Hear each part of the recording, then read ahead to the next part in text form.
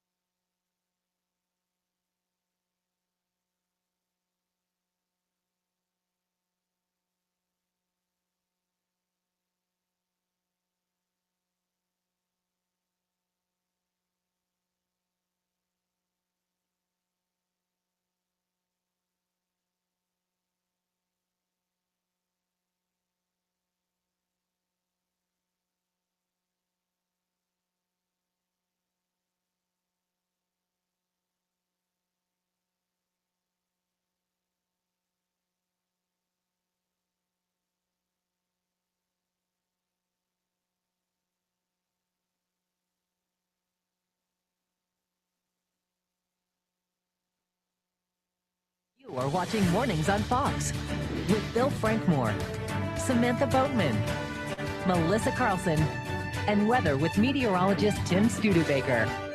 This is Mornings on Fox.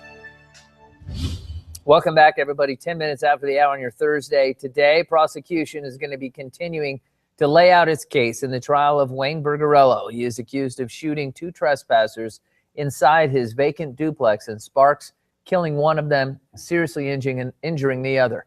The jury spent most of the day yesterday hearing from first responders. They also heard recordings from Bergarello himself soon after the shootings. Detective Ken Gallup says he recorded Bergarello with his cell phone. Here's Bergarello's recorded explanation after he entered the bedroom where the 2 victims were sleeping. It's dark in here. He puts up like this, and I thought it was a gun. I still thought it was a gun, and it shut in, so I shot for self-defense, and then somebody else moved, I shot them. Nevada law allows property owners to use deadly force if they fear for their lives. However, they cannot be the initial aggressor. Testimony resumes today at 9 a.m. The Placer County Sheriff's Office is asking for your help in identifying a man suspected of robbing pharmacies in Kings Beach, Colfax, Incline Village, and here in Reno.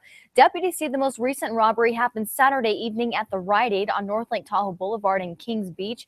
They say a man wearing a light blue surgical mask waved a handgun around while demanding prescription drugs.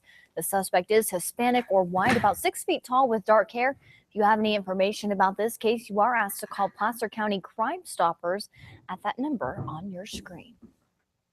And Secret Witness is now offering cash rewards for 2 armed robberies that happened in Sparks over the weekend. The first happened Friday, just after 11 o'clock at night. Sparks police say a couple was walking on Vance Way near Opio when a man demanded their belongings and fired a round from a black handgun into the air. That suspect's described as a black male in his 20s, about 5 feet 8 inches tall, wearing all black with a black bandana. Now, the second crime happened early Saturday morning.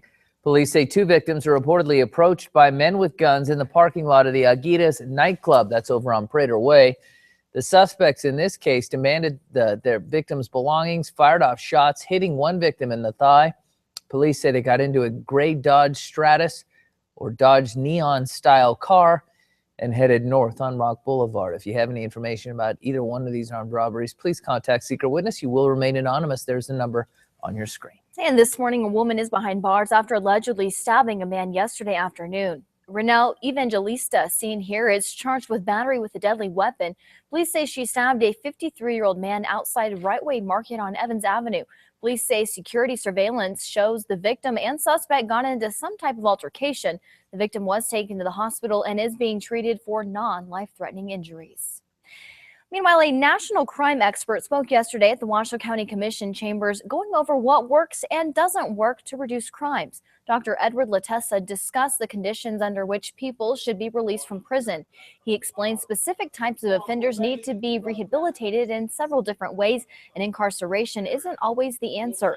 Scott Pearson, a justice of the peace who organized this event, sees this as a way to make sure our community's resources are being used in an effective way. Nevada, historically, we rank last or near last in all the good things and near the top in all the bad things. But you look at the number of people in that room from all over this community that are here today to learn how to do their job better, to serve us, to keep us safer. And it tells you you're not at the bottom of the list. And the speaker, Dr. Latessa, has studied more than 600 criminal justice systems across 47 states. And new this morning, Nevada lawmakers worked late last night to approve a measure that would let voters weigh in on possibly dissolving the city of Ely. The measure would create a non-binding 2017 advisory ballot question to break up the city and form a town governed by White Pine County. Supporters say the measure would save money by reducing duplicated government services. The measure unanimously passed the Senate, now goes on to Governor Brian Sandoval for his approval. Nevada lawmakers approved a measure expanding a program offering millions of dollars in tax credits to attract filmmakers to the state. The bill would remove a cap that limits the state to awarding $10 million over the 4 years of the program and would allow the legislature to adjust that number. Bill supporters say the $10 million hasn't provided enough of an incentive for filmmakers to come to Nevada. The bill now heads to Governor Brian Sandoval for final approval. And that isn't the only film-related note to tell you about this morning. 40 independent films from around the world and locally are coming to Northern Nevada for the first ever Reno Tahoe International Film Festival. Organizers made the official announcement yesterday. The festival will have movie screenings, special events, even award ceremonies throughout the region. Organizers say it isn't just about experiencing high-quality films, but also fostering local talent in Reno Tahoe. The festival will also feature films from local high school students who aspire to be filmmakers. I'm super excited for the exposure, and as a filmmaker, I know that networking is one of the most important things. So I'm super excited to get to meet new people and just see what other films are what other filmmakers are doing around the world and things like that. I'm super excited. Some of the highly anticipated films include Human Harvest and the Clouds, and a local film called Vision: Healing the Blind in Ethiopia. The festival runs from June 5th through June 7th. Tickets are on sale now, starting at $20. For more information, just head to our website at foxreno.com. Bill? Thank you, Sam. Some exciting stuff. And coming up, a local grill is opening its doors to some unusual customers. Find out where man's best friend is invited to dine. Tim? All right, thank you, Bill. We are looking quiet for now, but later on this afternoon, looking for more showers and thunderstorms scattered across the area. We'll take a look at your forecast coming up. And the news doesn't stop when you leave the house. Fox 11 has you covered. Download the new and improved free Fox 11 AM app for your smartphone and tablet. It is your only source for local real-time traffic updates, which are, of course, important with all that construction going on. It is available on Apple and Android devices. Just search Fox 11 AM. We'll be back with your forecast. Dear future husband, if you wanna get that special loving, tell me I'm beautiful each and every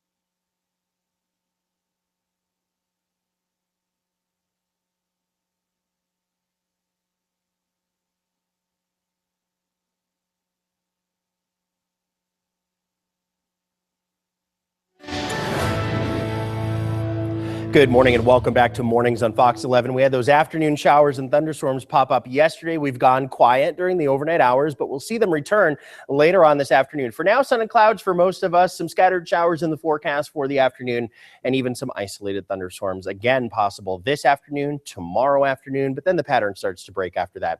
47 in town right now. We are looking at partly to mostly cloudy skies, 6-mile-per-hour winds, and 74% humidity. Your temperatures across the area now: 48 in Dayton, 50 in Minden and Gardnerville, 39 in Southlake, 34 in Truckee. We have been seeing some fog up in those upper elevations, so just keep that in mind if you're heading out and about. We did have recent moisture, then clear skies overnight. That's kind of the formula to create fog out there at the ground level. So we saw that last night into this morning for the upper elevations and other areas, and we'll continue to see the chance for that through the morning. However, later on today, once that sun comes out and starts to give us some fuel for thunderstorms, we'll see those thunderstorms start to develop. So clouds increase this afternoon, showers start to scatter across the area, and then some thunderstorms could mix in with those showers. Same thing tomorrow with that same upper level low still in place. And then heading into the weekend, that's when our chances really start to dwindle for showers and thunderstorms as that low moves away from the area.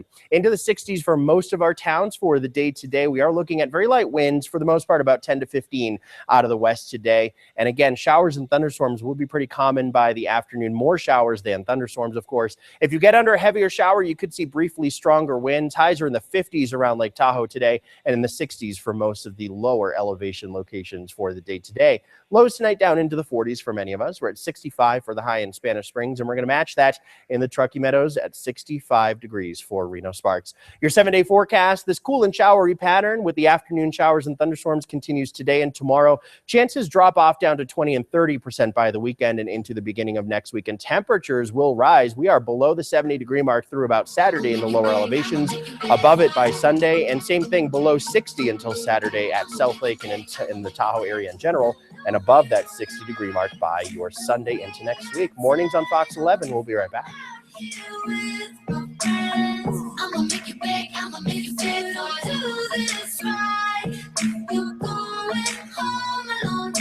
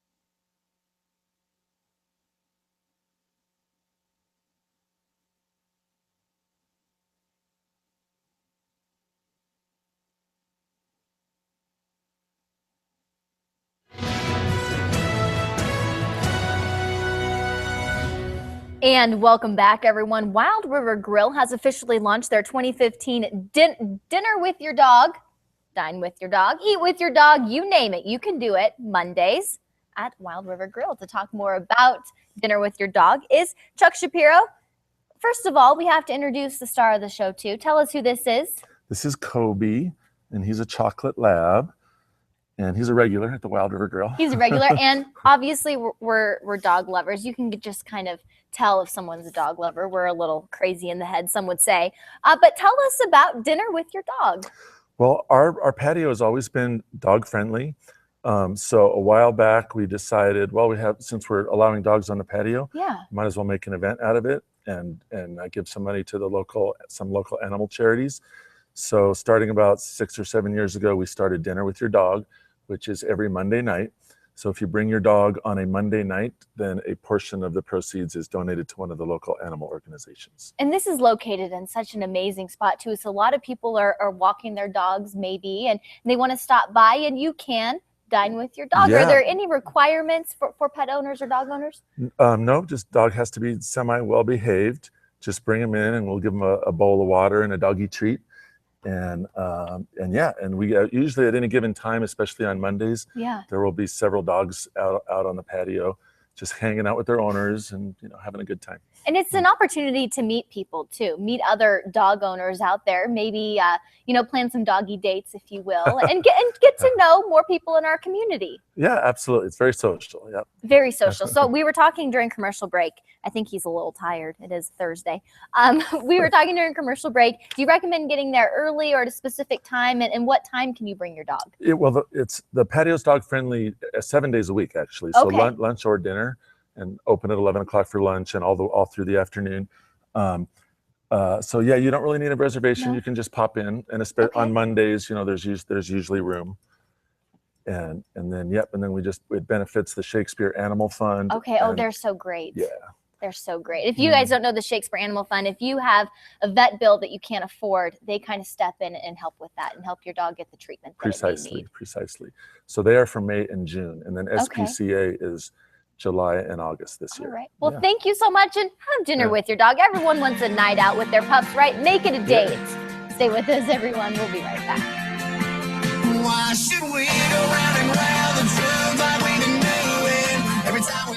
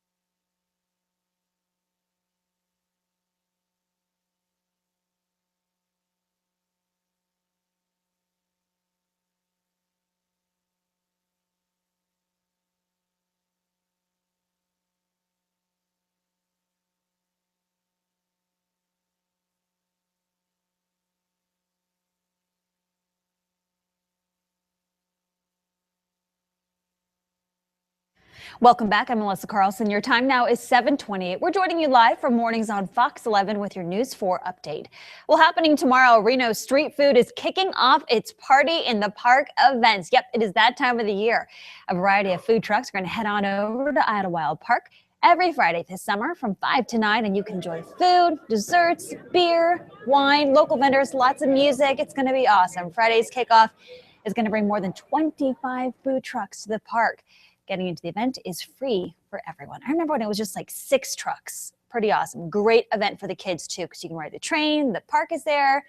Oh, it's a good one. Happy it's back. All right, meteorologist Tim Studebaker joins us now with a look at our forecast. Hi, Tim. Good morning to you. You know, we could run into a few showers and thunderstorms, but otherwise things should be okay for that. We are looking at the chance for showers and thunderstorms this afternoon and tomorrow afternoon before the chances really fall off by the time we get to the weekend. But they'll be scattered in nature, so there are some dry periods in between. Let's hope that dry period happens just in time for that event down at Idlewild. We are looking at basically dry conditions across the area. Sunshine mixed with clouds this morning. Another round of showers and thunderstorms by the afternoon. 49 in Dayton, 46 right now in Carson City, 39 in South Lake Tahoe. Not a very warm day today. We are below the 70-degree mark through Friday and Saturday.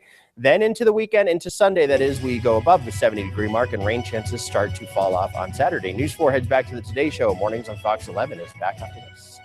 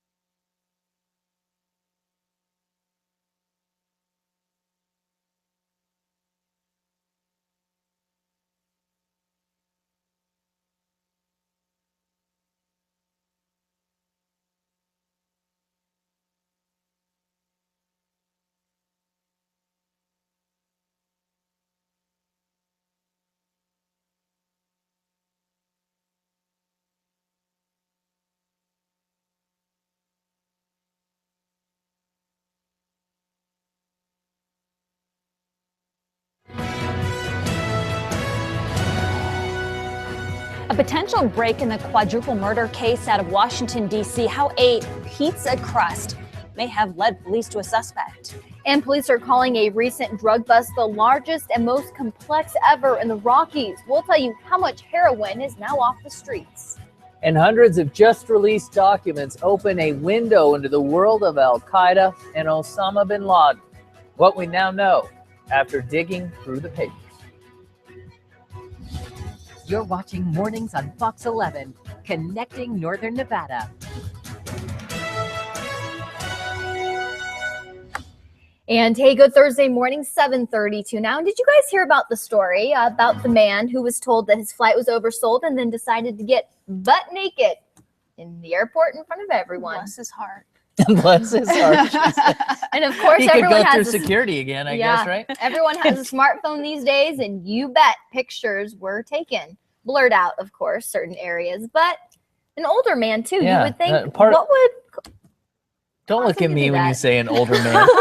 I was just thinking, I could see you being like, this flight's oversold, Yeah, screw it. take my pants off. He getting was the going keto. to Jamaica. Yeah. So perhaps, he said, well, if I'm not going to get my skivvies in Jamaica, I'm gonna do I'm it going to here. take it a step further and just Yeah. get butt naked in the airport. Yeah. He probably finally got the customer service he was looking for because Yeah. now he's running around. He got some attention for sure, I imagine. Yeah. Those tender vittles work every single time. We're not trying to give you guys any ideas. No. But I'm just saying if you would like a little extra attention, whether it be handcuffs, mace, or perhaps a taser, there you go. There you get it. All right. Yeah. We're going to get your Yeah. forecast Coming up with Tim on this Thursday morning. Chilly one out there. We are warming up, though, as we get closer to Memorial Day. Yeah, but first we're following some developments overnight in a national case. DNA left on the crust of a pizza may have led police to a suspect in a quadruple murder in Washington, D.C. Reporter Andrew Spencer explains. Of the 4 victims, a source familiar with the investigation says the boy had the worst injuries. Someone stabbed him and poured accelerant on his body. At first, it seemed police had few leads into last week's quadruple murder and fire in a posh neighborhood of Washington, D.C., near Embassy Row and the vice president's residence. D.C. Metro Police released this blocky surveillance video showing a shadowy figure running around the same time firefighters found the family's stolen Porsche in the Maryland suburbs outside of D.C. That car had also been set on fire. Businessman Savas Savopoulos, his wife Amy, their son Philip, and their housekeeper Veralicia Figueroa were all killed. Wednesday night, police issued a warrant for 34-year-old Darren Dillon Wint, accusing him of first-degree murder. The Washington Post reports the break in the case came not from the surveillance footage, but from DNA on the crust of a pizza that had been delivered to the home while the family was held captive inside. The family's other housekeeper says a strange voicemail kept her away from the home that day. Later, a strange text message from Amy's phone reading in part, "I am making sure you do not come today." Investigators believe Wint may not be the only person involved. I'm Andrew Spencer reporting. Now, a law enforcement source tells CNN the killer or killers got away with about $40,000. The Washington Post reports an employee of the family came by the house to drop off a package containing that amount of money. California Governor Jerry Brown declared a state of emergency in Santa Barbara County last night due to a coastal oil spill there. The move frees up emergency state funding and resources to help cleanup efforts. The Santa Barbara coastline is covered by a thick layer of sludge after as much as 105,000 gallons of oil spilled out of a large broken pipeline Tuesday morning. What a mess it has made since then. Plains All American, the company that owns the pipeline, says it hopes to keep the environmental impact to a minimum. Their crews continue to clean up the mess. One of the biggest concerns that remains is that the slick could spread. And a massive manhunt for a fugitive came to an end last night in Las Vegas. Officials say Nicholas Boland was on the run after slipping out of his handcuffs and jumping out of a police car. He's suspected of attacking and kidnapping a woman in California. Boland ended up running through a nearby neighborhood with police not far behind. He eventually made it to the UNLV's Shadows Lane campus where someone spotted him hiding on the roof. Boland is wanted in San Bernardino County on domestic violence, assault, and kidnapping charges. Authorities announced what they called the largest and most complex heroin bust ever in the Rocky Mountain region. 273 pounds of heroin worth $40 million on the streets was seized. 15 search warrants served on suspected heroin traffickers last Thursday concluded a 2-year investigation. Detectives covered opium poppy fields and heroin labs in Mexico and distribution cells in Colorado. Operation Chump Change also netted 31 pounds of meth, 25 pounds of cocaine, 25 cars, and $2.3 million in cash. We aim to strangle this drug trafficking organization by depriving it of the oxygen that it needs to survive: money. Wow, the bust also led to the indictment of 54 people, including the main facilitator in Denver. The alleged father-son drug kingpins in Mexico were also indicted, but they've remained at large. 7:37 in your political news on this Thursday morning. After 10 hours and 30 minutes, Senator Rand Paul finally gave up the Senate floor late last night. It ended what his office calls his filibuster over National Security Agency surveillance programs and the Patriot Act. Paul protested the NSA's dragnet surveillance programs targeting Americans. I will not let the Patriot Act, the most unpatriotic of acts, go unchallenged. This week, the Senate is considering whether to reauthorize a crucial section of the Patriot Act. Instead, it could reform the law to rein in the government's sweeping powers to collect phone metadata on millions of Americans in an effort to stop terrorist plots. The House last week overwhelmingly approved a bill to reform that law. Newly released documents are telling us a lot more about Osama bin Laden, including his obsessions, passions, fears, even relationships. Yesterday, U.S. officials released documents that were confiscated by Navy SEALs at bin Laden's compound in Pakistan during the raid that killed him 4 years ago. They show bin Laden was obsessed with attacking Americans. Letters he sent said Americans were the top targets. Bin Laden was also a passionate reader, especially about all things Al-Qaeda related, including a Bob Woodward book titled Obama Wars. Memos found bin Laden was aware of American drones overhead and warned to only make trips on cloudy days when drones didn't work as well. Officials say within the documents there is no evidence that the Pakistanis had any idea bin Laden was living in Pakistan or that he was even alive. 8 men arrested for a massive jewelry heist in London will be in court today on charges of conspiracy to burglary conspiracy charges. A 9th suspect is out on bail until further notice. The heist over Easter weekend included the theft of gems and cash from a safe deposit company in the heart of London's jewelry district. Some estimates put the value of the heist at roughly $310 million. And Indonesia's state news agency says Indonesia's maritime authorities sank 41 fishing ships on Wednesday. They say that the ships were found illegally fishing in Indonesian waters. The exploding and sinking ships often coincided with Indonesia's National Awakening Day celebrations. Indonesian authorities have blown up and sank more than 50 fishing ships found illegally operating in Indonesian waters. Melissa? Coming up, Boy Scouts of America are getting some backlash after announcing a list of approved activities, why some say it's putting a damper on wet and wild fun. We'll explain coming up. Plus, it looks like ABC can't get enough of the Carlton. He first won the Mirrorball Trophy. Now he's hosting a new gig. We'll explain coming up.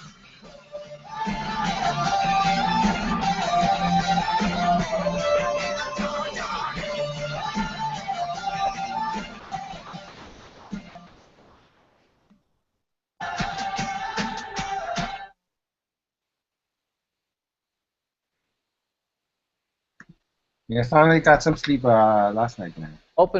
If we ever have an instance like that where it's totally Sleep was looks good. weird, just give me a heads up that that's what they're calling it. Okay.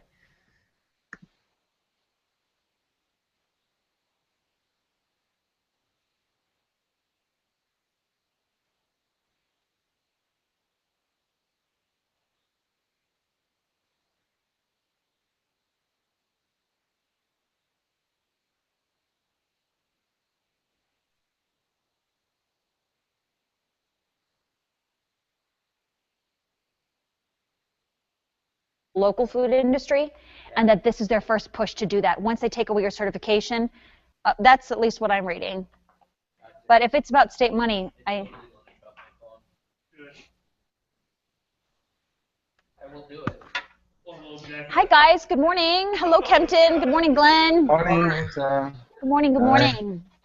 So we only have one topic today. We have a guest coming in that was... Oh, you're spreading it to me, Melissa. It should be me spreading it too.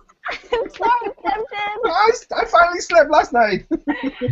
Oh no. Gee, I couldn't stop it. I apologize.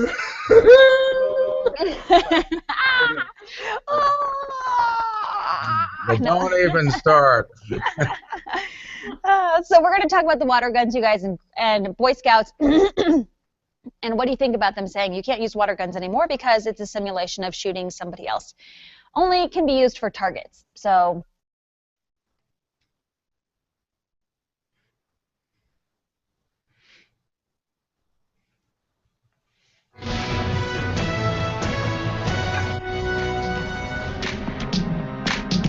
welcome back. Here's a live look outside on your Thursday. Not too bad out there. It's a little bit more clear than we've had the last couple of days. Current temperature right now in Reno, 47 degrees. Let's take a look at what's trending on our Facebook page this morning. If you want to be a Boy Scout, you're going to have to leave your water gun at home, according to the Washington Post. In a blog, the Boy Scouts of America announced a ban on water gun fights. The 2015 manual states, quote, pointing any type of firearm or simulated firearm at any individual is unauthorized. It goes on to say that water guns can only be used to aim at a target. Spokesperson for the organization says, hey, the policy has actually been on the books for quite some time. And the blog was simply a reminder of long-standing safety rules. Ask your Google Plusers, what do you think about it? It's not something new, they say, been there for a while, but still it's getting some attention now because maybe some people didn't realize it was there. So how do you feel about the rule? What do you think about it? Should it be changed? Starting off first with Kempton. Kempton, I don't know, water guns were a staple and water balloons staple at my house growing up. So do you think it's time, though, to change? Times are changing. It's time to move in a different direction. What do you think? Well, a disclaimer first. I used to play with water gun, and I loved them, and it was a lot of fun. But I guess I have to be one of those that feel different now. But see, the thing is, it was okay for us to have cigarettes, little biscuits, and whatnot doing when we were a little kid. It is not cool anymore. And for me, okay, I'm okay with no water gun. Having the next generation change, and gun violence and whatnot happening a lot in school, right? Yes, so it's a possibility that, you know, this is just times are changing, it's time to move in a different direction. Maybe that's it. Glenn, what do you think? Well, I'm going to have to give Kempton a hard time. Kempton, gun violence is down in school. In fact, gun violence is way down in school, but it gets publicized a lot. Playing with water guns? Are we going to make kids afraid of water pistols now, afraid of everything? What about going to a martial art class and learning martial arts and playing with swords and nunchucks?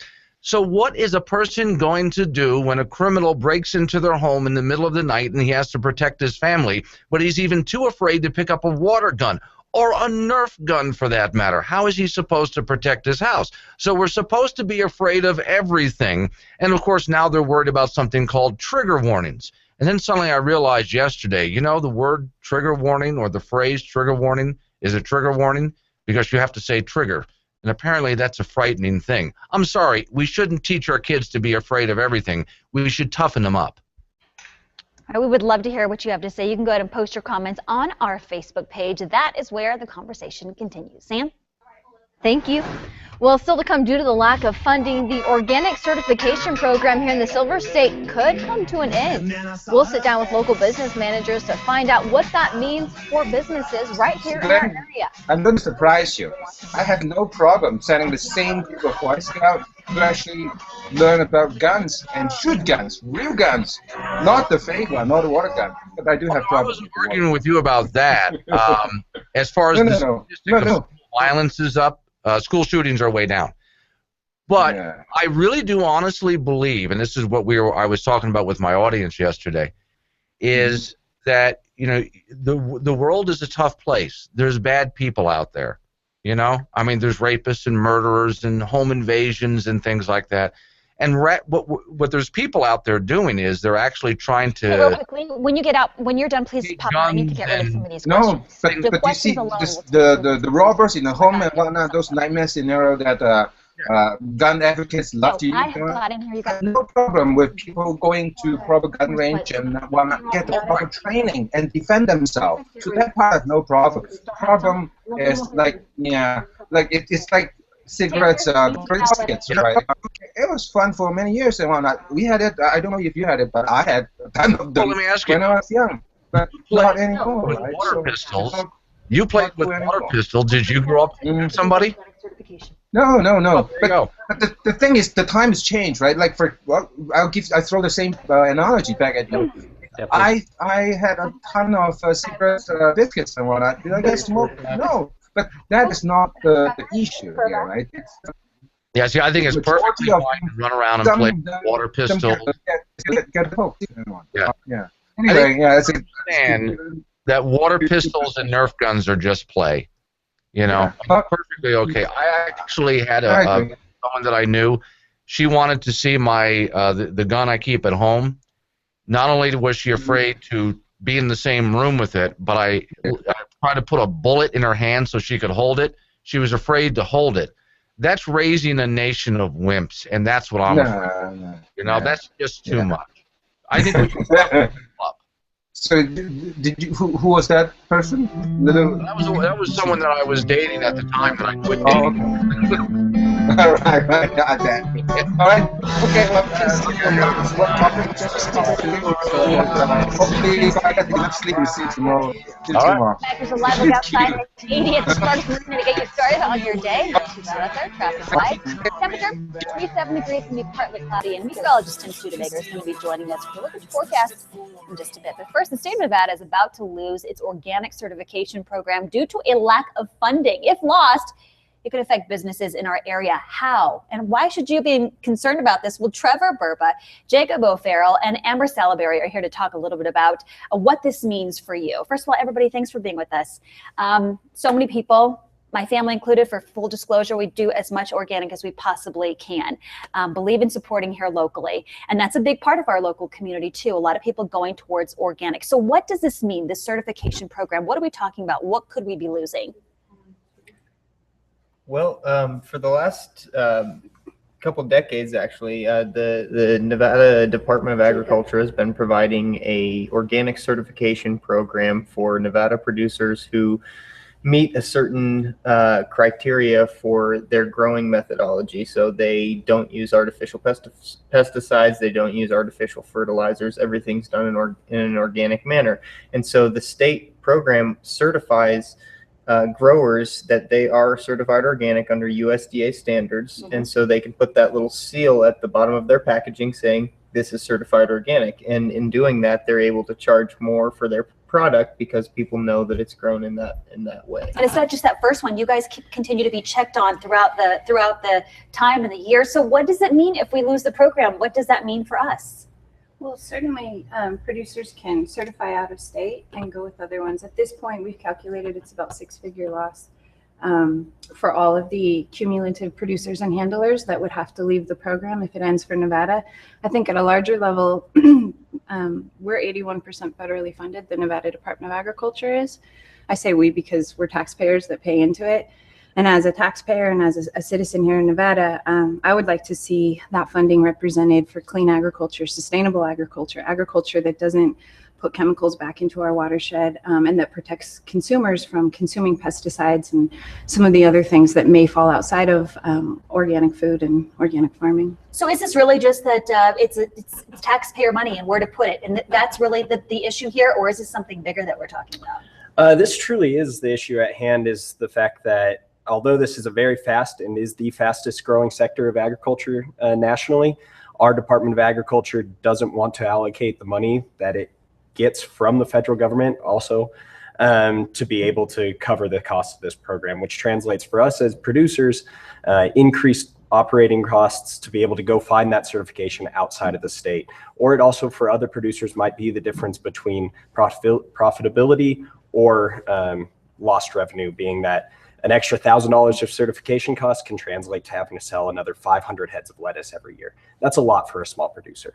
So can it be saved? That's the question now. Can this still be saved for Nevada and keeping that certification? So the Organic Advisory Council met on April 28th. And when we were at that meeting, we gave 4 recommendations to the I believe they're called the Ag Board. I don't have a more concise term, but they meet on June 3rd.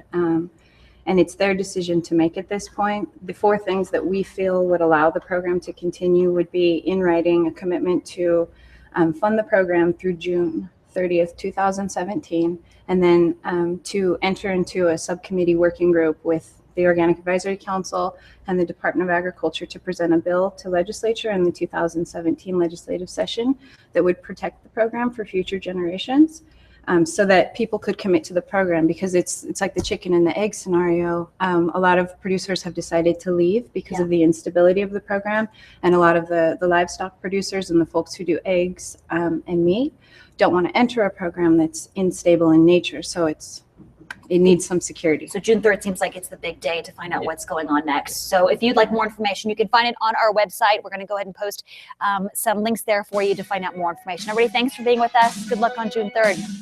Stay with us, everybody. We'll be right back.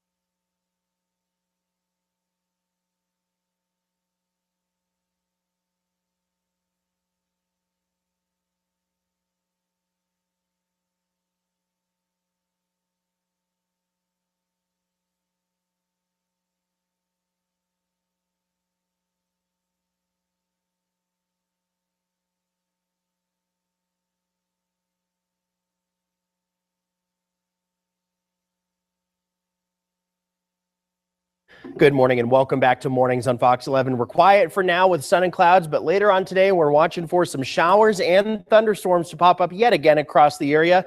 We are looking for showery activity into the afternoon hours today and tomorrow. Could include some thunderstorms. Any stronger thunderstorms could put down some small hail. That's always a threat in these stronger thunderstorms if any of them develop. Highs are in the 60s through Saturday. They're in the 70s Sunday into Monday of next week, and the rain chances fall off to 20 to 30% by Saturday and Sunday. So between today and tomorrow, that's the best chance for those afternoon showers and thunderstorms, developing clouds and storms later on this afternoon. Mornings on Fox 11. We'll be right back. Give it to me, I'm worth it.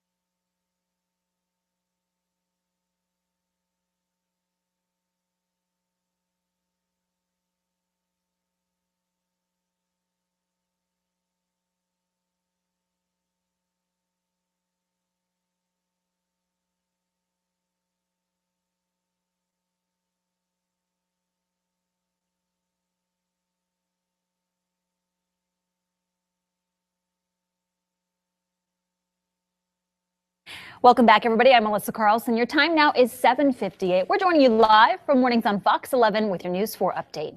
Well, 40 independent films from around the world and right here locally are coming to Northern Nevada for the first ever Reno Tahoe International Film Festival. Organizers made the official announcement yesterday. The festival is going to have movie screenings, special events, and award ceremonies throughout the region. Organizers say it isn't just about experiencing high-quality films, but fostering local talent in the Reno Tahoe area. The festival is also going to feature films from local high school students who aspire to be filmmakers as well. The festival runs through June 5th through the 7th, 2 days there. Tickets are on sale now, starting at just $20. Meteorologist Tim Studebaker joins us now with a look at our forecast. Hi, Tim. Good morning to you. We are quiet for now with sun and clouds, but looking for another round of scattered showers and thunderstorms later on into the afternoon and evening. They'll die out again tonight. They come back again tomorrow. The same pattern for 2 more days here before the pattern starts to change for us. By the way, any stronger thunderstorms could, of course, come with that threat for some small hail. So watch for that later today. In stronger storms only, 48 in Carson City, 50 in Dayton, 43 in Southlake, and 52 in Yerington. And on the 7-day forecast, the chances for showers drop off on Saturday and through the weekend into next week. They're still there, but they're much lower and temperatures will be warmer. News 4 heads over to the 8 o'clock hour of the Today Show. Mornings on Fox 11. Back after this.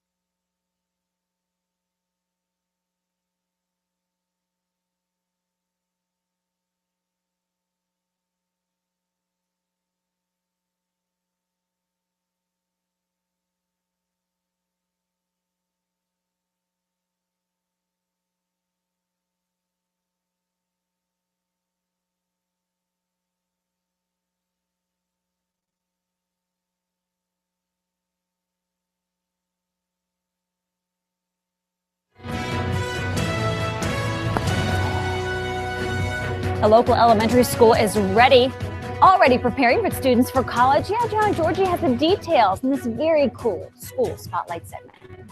Also, still to come, the First Lady and Obama are asking the nation to give me high fives. The fitness challenge that has the First Lady running laps around her husband, and man, she workouts. Alrighty, and an executive order bans federal agencies from providing militarized weapons to local law enforcement officers. Why the president feels this will help cut down on the controversy over police responses.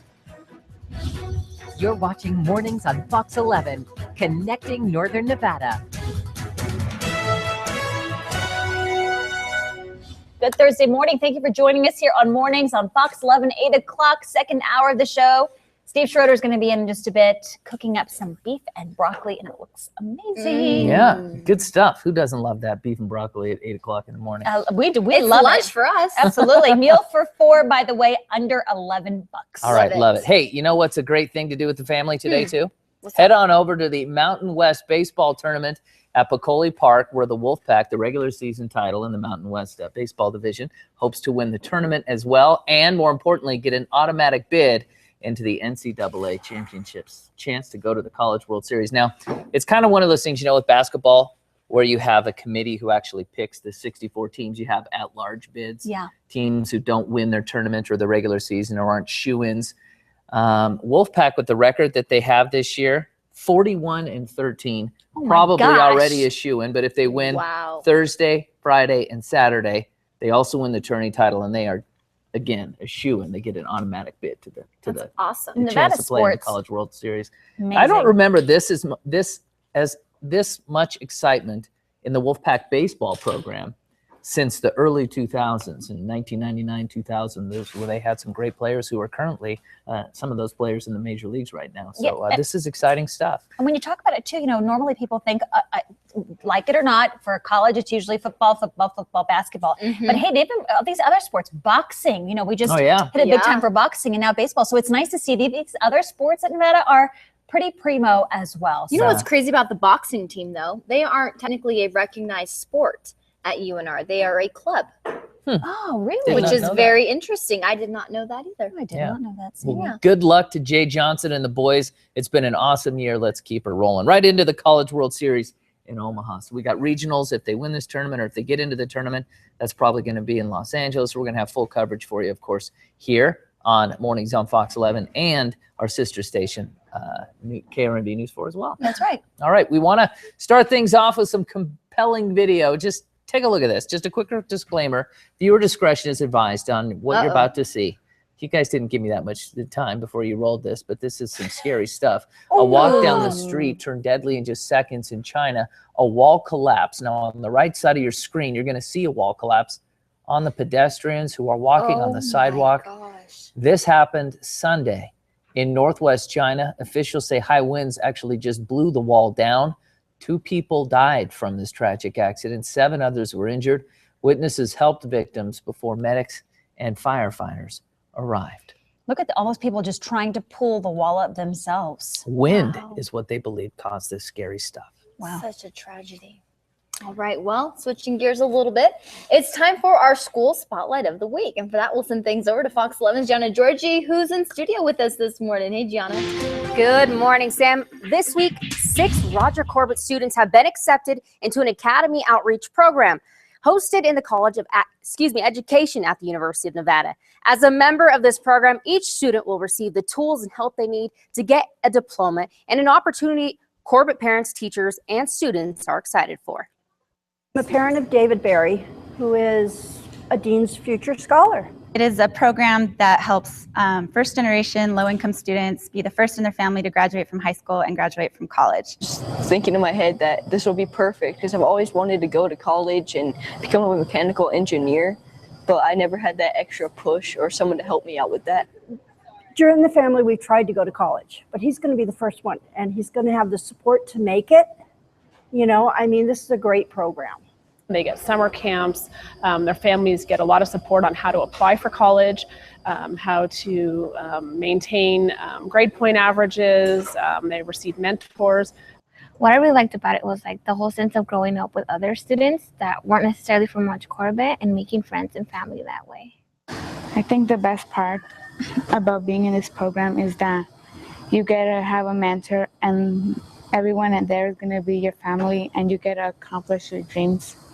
The mentoring is really the glue of the program. These long-term relationships help kids persevere through difficult times and help them stay on track to reach their goals. I hope what happens is that I hope that I get my degree and that I walk on that stage and then I get my degree and I get to become the first doctor in my family.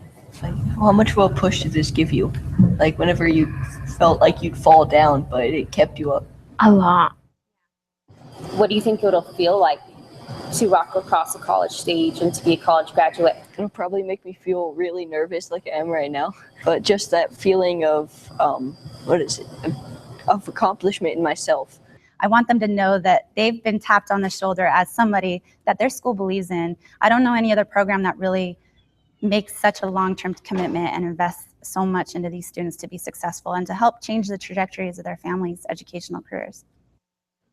According to program representatives, DFS currently serves approximately 350 students in the Washoe County School District, but is expected to grow 30% in the next 5 years. Congratulations to this year's Dean's Future Scholars at Roger Corbett.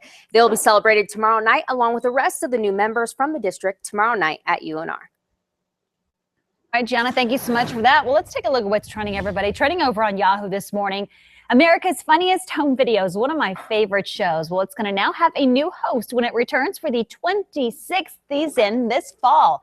Alfonso Ribeiro is going to be revealed as the new host during Dancing with the Stars, or he was at the finale that happened on Monday, I believe, or Tuesday, I think was the actual day. Fresh Prince of Bel-Air actor won season 19 of Dancing last year. Dancing is hosted by Tom Bergeron, who's signing off as AFV's host earlier this month after 14 years on the job. Ribeiro will start filming episodes next month. Trending over on Facebook this morning, one of the rarest of all U.S. gold coins sold for a record $2.4 million on Tuesday. The 207-year-old gold quarter eagle was worth $2.50 when it was actually minted back in 1808. One side of the coin depicts Lady Liberty and the eagle is on the other side. The 1808 quarter eagle was one in a collection of 128 coins that sold for a total of $25 million at the auction. Among them, a quarter from 1796 went for nearly $1.6 million, matching a previous record. Trending over on Twitter this morning, hashtag #GiveMe5. First Lady Michelle Obama is giving the president a run for his money in the latest #GiveMe5 video. Jumping rope, working that medicine ball, lifting weights, even boxing. The #GiveMe5 challenge is all part of the Let's Move campaign created by the First Lady, encouraging a healthier lifestyle.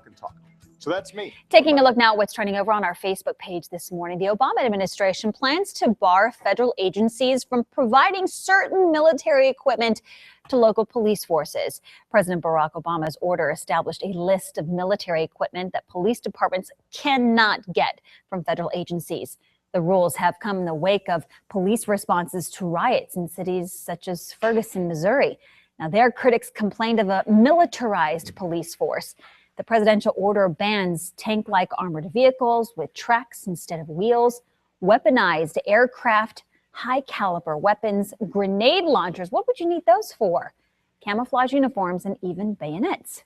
Well, critics say police departments don't have that kind of equipment anyway, and the installation that they do not only drive police departments and communities for their part, that this could possibly do that. But some of the stuff they could use, the weapons, etc., they say, we could use part of that. Well, the president's task force on 21st century policing released its final report on Monday. So we're asking all of you on Facebook, should they have the equipment, especially if it's coming to them basically for free? Well, Deanna writes in and says, until I start seeing claymores and landmines in city streets, yeah, I'm pretty sure that they're going to be okay without the gear. We'd love to hear what you have to say. You can go ahead and post your comments on our Facebook page. That's where the conversation continues. Over to you guys. All righty. Thank you so much for that. Coming up next, Smell-O-Vision, we wish you were here. Steve Schroeder is back for our weekly Tasty Thursday segment. Find out what the mayor of Idlewild has cooking in our studio. Coming up a little later.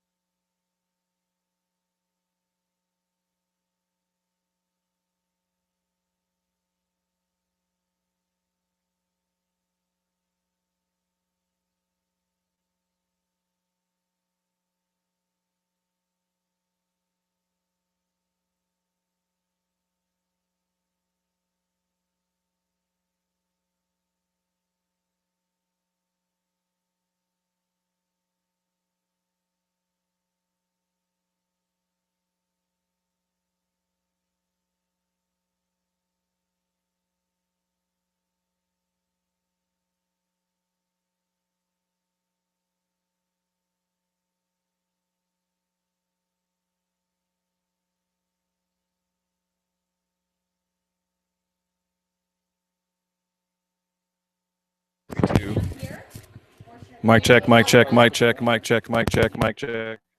You got it?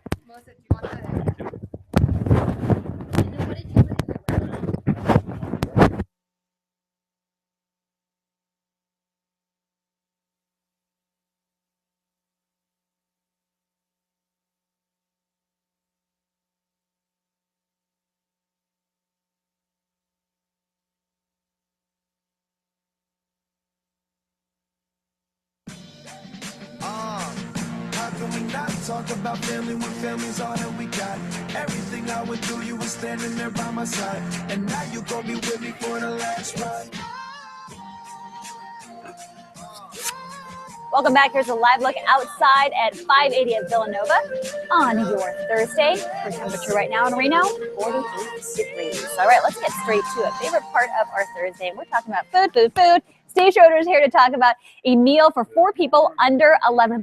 Good morning. Thanks for being with us. Check it out. We are doing beef and broccoli. This is one of those awesome ones that we love to make at home. What do you talk to me a little bit about it? Why is it that this is such an easy one to do under $11? Because a lot of people think steak, right? Not cheap.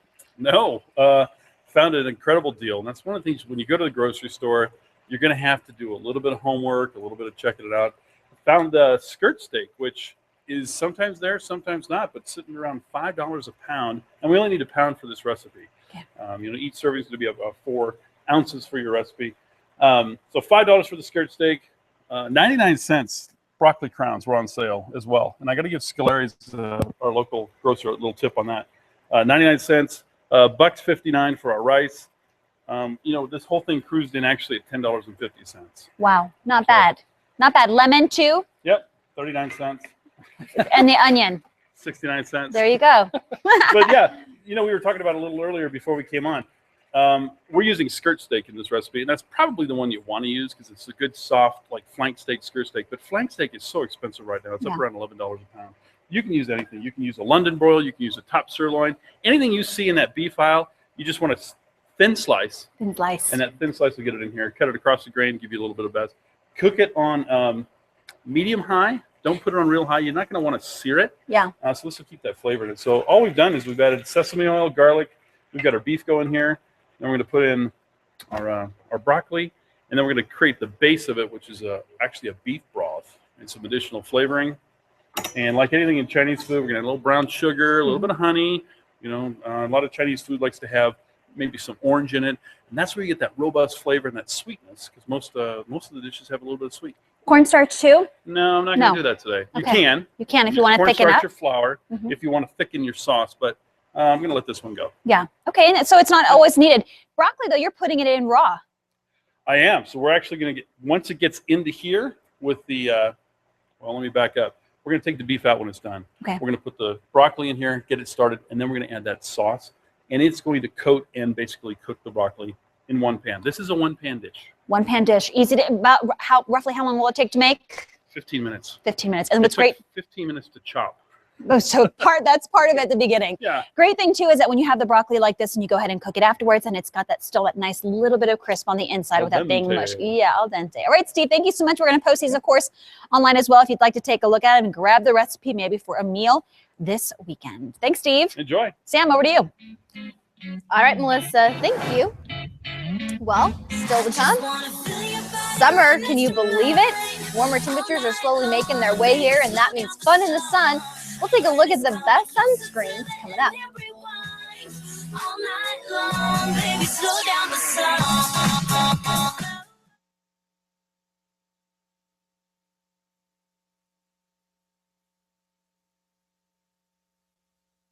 Yeah.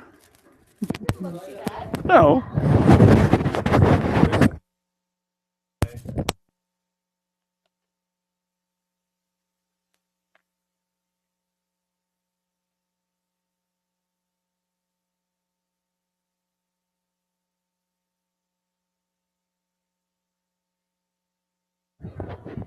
Check, check, check, check. See, it's the 2 cables that I put on there. They're these 2 older cables with the old metal clips on them, because I've got the same stretch and I just got the mic on it. Yeah. Okay.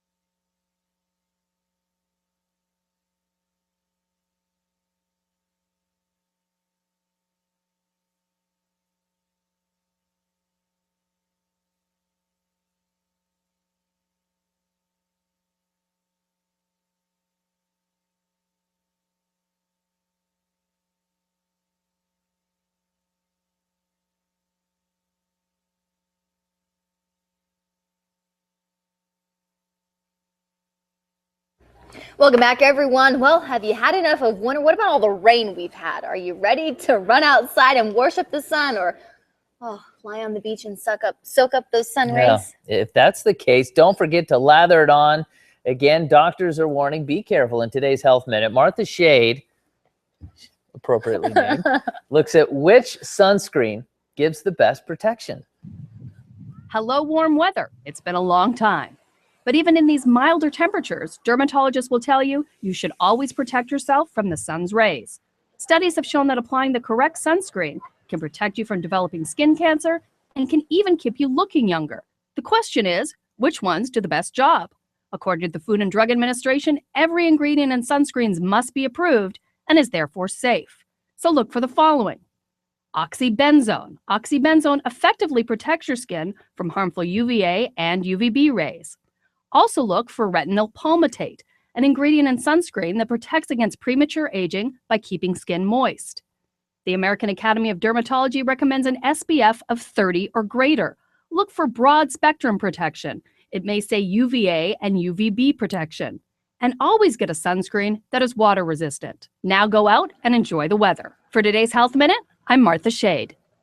And a new study suggests men are not protecting their skin from the sun and skin cancer as well as women do. Shame on Guys you. do better than that. We're better drivers, so Oh anyway. my gosh. The Centers for Disease Control and Prevention finds that only 14.3% of men actually say they use sunscreen regularly. Well, women aren't exactly getting it right either. Only about 30% apply sunscreen to their face and bodies on a regular basis. Researchers suggest using a broad spectrum sunscreen to protect yourself from UVB rays that are responsible for sunburn and the UVA ray exposure linked to melanoma, of course, the most deadly form of skin cancer. And will we see any sun anytime soon, Tim?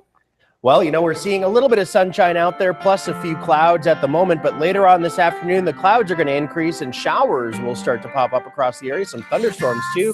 We're going to talk about it coming up.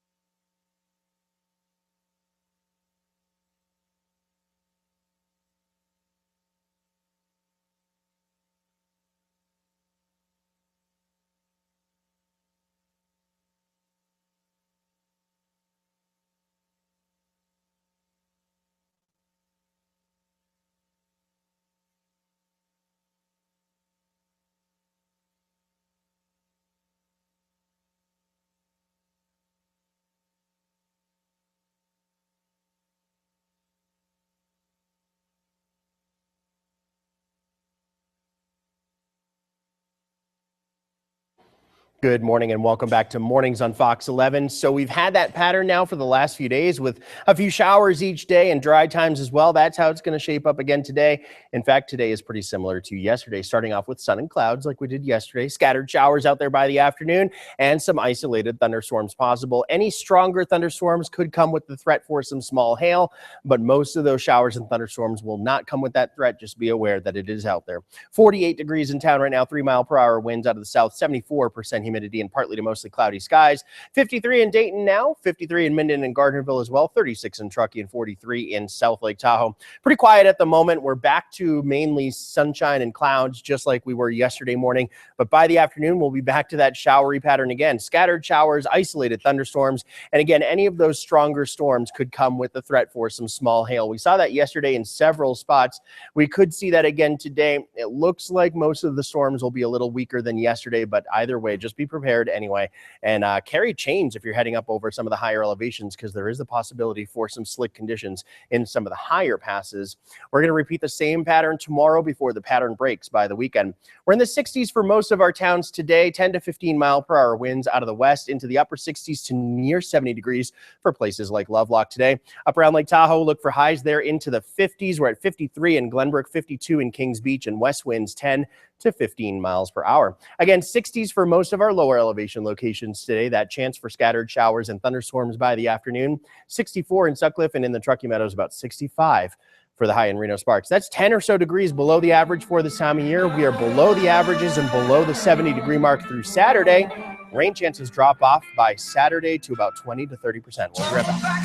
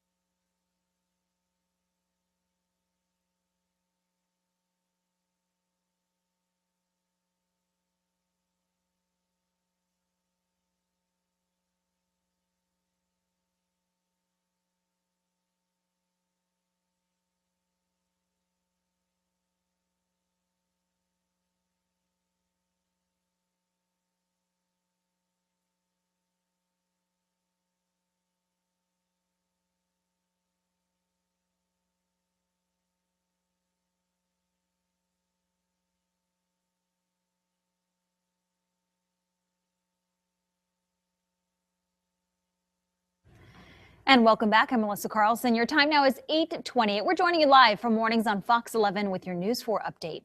Happening today, Carrington College's Reno campus is holding blood pressure testing as part of the National High Blood Pressure Education Month. And they're trying to break the Guinness World Record for the number of blood pressure checks in an 8-hour day. Testing takes place from 11 this morning until 7 this evening at their campus located at 5580 Kitsky Lane. And the blood pressure screenings are free and no appointment is necessary, so just drop on by and help them out with their goal to break that record. Meteorologist Tim Studebaker joins us now with a look at our forecast. Hi, Tim. Good morning to you. We're quiet at the moment with sun and clouds, but later on this afternoon, we're looking for showers and thunderstorms to develop once again. Any of the stronger thunderstorms, they always come with the threat for small hail. That did happen in a couple of spots yesterday, could happen again today. Most of us will just see showers and thunderstorms for the day today. Some dry times in between too. We're starting off on a dry note this morning. These are the afternoon developing shower and thunderstorm type of situation here. 48 in Reno, 48 in Carson City, 52 in Silver Springs, and 43 in South Lake Tahoe. We have this pattern continuing of below average temperatures. We're below the 70-degree mark, in fact, right through Saturday. Best chances for afternoon showers and storms are today and tomorrow. The chances drop off by the weekend into the 20 to 30% range. News 4 heads back to the Today Show. Last half hour of Mornings on Fox 11 is coming up.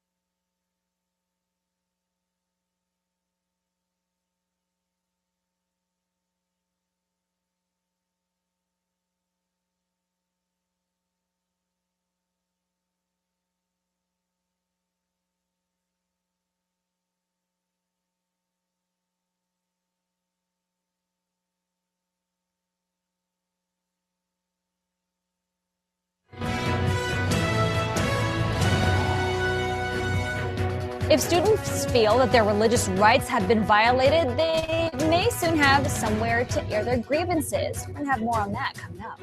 Plus, a community favorite here in Reno, Party in the Park, is starting tomorrow.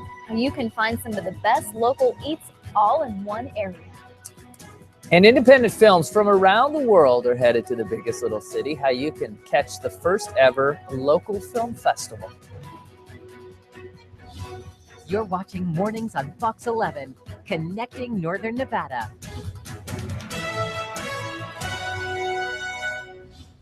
And hey, good Thursday morning to all of you at home, 8:32 now. Hopefully your morning is off to a great start and get ready for a little bit more rain. Sounds like more is headed our way, but good news for Memorial Day weekend. Sounds like we'll be drying out at least just a little bit. Good news too for tomorrow because it is the kickoff of Reno Street Foods and the big event. It started off with like 6 trucks originally, and now there's 26 plus. Everybody has a truck these days, huh? Gosh, yeah, there's ice cream. There's, food. Of course, I start off with dessert because I always start off with a dessert. But there's music, great stuff for kids. Have you taken the kids there yet to do the train? No, and I was just saying to Sam over there on the couch that I'm going to take my kids to one of these. Sounds like a neat deal. Yeah, and remember, calories don't count on Fridays, so true. indulge. Then why am I so fat on Saturday mornings? Because calories don't count for you every day. Oh. That's your mentality. Have you been checking it Thursday too? No, I'm taking a little looky-see there. Check, it's a little snug. I had to take off my tie. I'm almost busting through the buttons on my neck. But you look good. That's You what's do. important. Sweet. You're sweet. Very Yeah, good. you Hey, do. also Only don't 20 forget to go bucks. to the Mountain West baseball tournament happening at Peccoli Park starting today as well. Wolfpack's first game is tonight at 7 o'clock. Yeah, we're proud of them for sure. All right, let's get to some of your local news on this Thursday morning. Taking a look at some of your crime news this morning. The Placer County Sheriff's Office is asking for your help in identifying a man suspected of robbing pharmacies in Kings Beach, Colfax, Incline Village, and here in Reno. Deputies say the most recent robbery happened Saturday evening at the Rite Aid on North Lake Tahoe Boulevard in Kings Beach. They say a man wearing a light blue surgical mask waved a handgun around while demanding prescription drugs. The suspect is described as being Hispanic or white, about 6 feet tall with dark hair. Anyone who has information is asked to call the Placer County Crime Stoppers at that number on your screen. And Secret Witness is now offering some cash rewards for 2 armed robberies that happened in Sparks over the weekend. First one happened Friday night, just about 11 o'clock. Sparks police say a couple was walking on Vance Way near Opio when a man demanded their belongings, fired a round from a black handgun into the air. That suspect is described as a black male in his 20s, about 5 feet 8 inches tall, wearing all black with a black bandana. Now, the second crime happened early Saturday morning.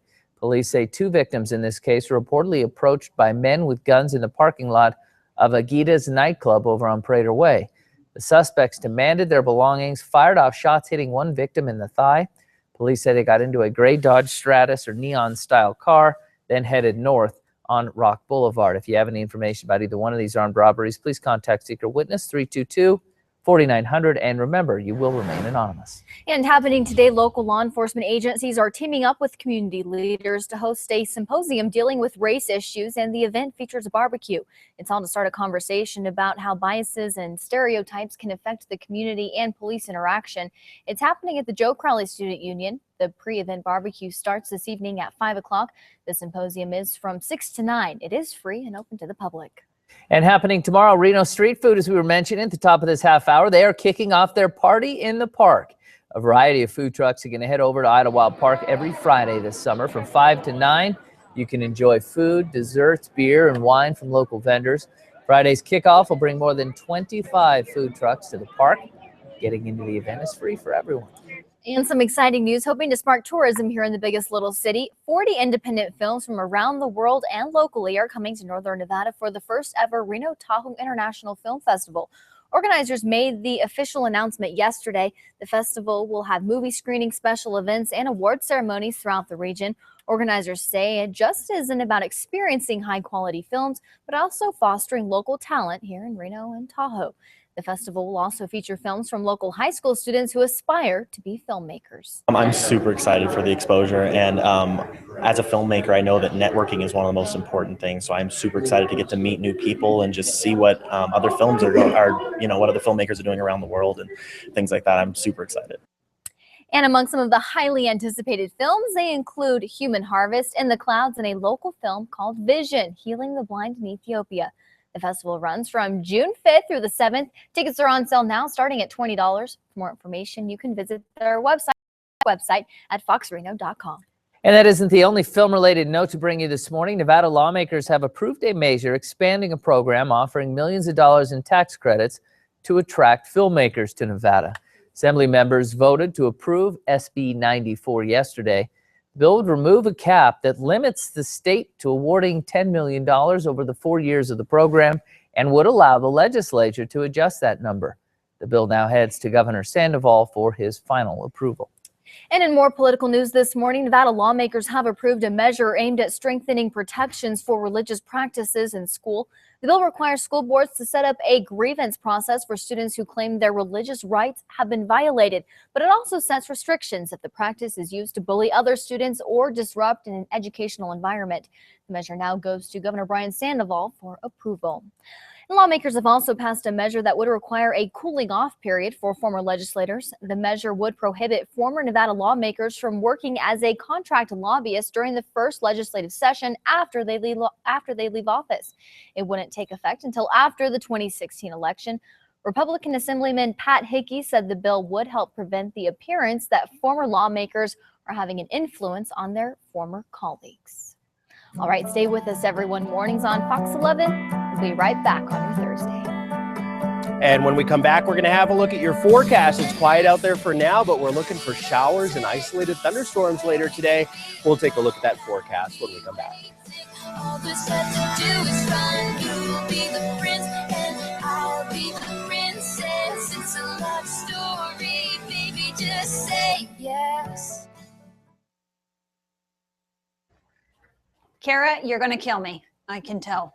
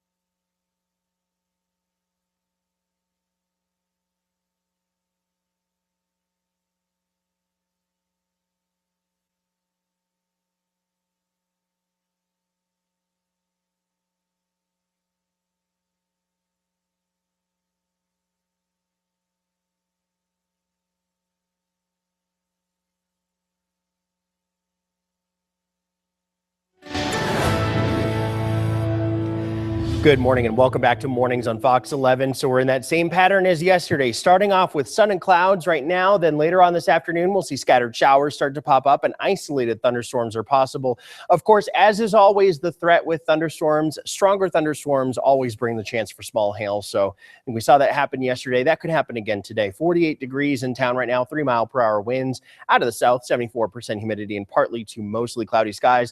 Temperatures across the area now, 54 in Dayton, 50 in Carson City, 43 in Southlake, 45 in Markleeville, and 59 so far in Yerington. We do have some sunshine out there mixing in with a few clouds, and we'll see more clouds by the afternoon, and eventually some showers and thunderstorms start to develop again today, very similar to yesterday, and we're in the same pattern again for tomorrow. With this upper level low in the area, we'll continue to watch for afternoon showers and thunderstorms today and tomorrow before the chances really start to dwindle heading into the weekend as low pressure pulls off to our east. So for today, we're into the 60s for most of our towns. Not too much in the way of winds, about 10 to 15 for western Nevada today. Sun and clouds, and again, some showers and thunderstorms scattered across the area by the afternoon. Not everyone gets in on the shower and thunderstorm action, though. 50s around Lake Tahoe, 60s for the lower elevations, and again, just that chance for showers and thunderstorms in the afternoon. The chance is highest today and tomorrow. The chances really do start to dwindle as we head in toward your Saturday and into your Sunday as well. And we're in the 60s here in the lower elevations in the Truckee Meadows at 65 degrees. That's about 10 degrees below the average for this time of year. We are below average and below the 70-degree mark through Saturday. Highest rain chances this afternoon and tomorrow afternoon. Rain chances are down to 20 to 30% by the time we get to your weekend, and they stay in that range for the rest of the 7-day forecast. But temperatures on their way up. We warm up a lot by Sunday and into the beginning of next week. So certainly a warmer pattern and a drier pattern by the time we get into your holiday weekend. All right, well, when we come back, we will introduce you to Mike Wan and the new role he plans to take on later this year in one of the biggest events